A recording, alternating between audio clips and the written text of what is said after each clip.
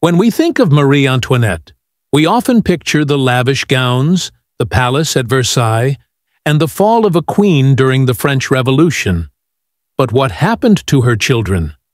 Did any of them survive the chaos? Did they carry on the royal legacy, or share her tragic fate? This is the untold story of Marie Antoinette's children. Marie Antoinette's first child was a daughter, named Marie-Thérèse. She was born on December 9, 1778, after 12 grueling hours of labor. The room was stifling, crowded, and chaotic, and the queen collapsed from exhaustion. Hours passed before she was even told the baby's sex. When she finally woke, she said, "Poor little girl, you are not what was hoped for, but you are no less dear to me. A son would have belonged to the state. You shall be mine." But the joy wouldn't last. After her parents were executed during the French Revolution, Marie-Thérèse became a prisoner, and then an orphan. She was finally released from the Temple prison in 1795. Not long after, she was married off to her cousin, the Duc d'Angoulême, nephew to the exiled King Louis XVIII. Though she gained titles, her life remained tragic. Her marriage was cold and childless.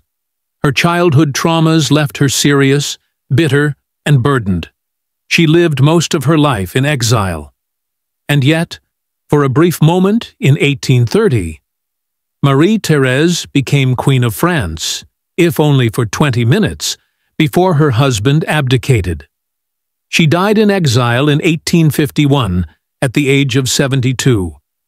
In her final words, she forgave the people who had wronged her. Louis Joseph, the first Dauphin. Louis Joseph, the long-awaited male heir, was born in 1781. He was a bright child, but often unwell. His health failed steadily, and in June 1789, just weeks before the storming of the Bastille, he died of tuberculosis. He was only 7 years old. Louis XVII, the Lost King. Louis Charles, born in 1785, became Dauphin after his brother's death.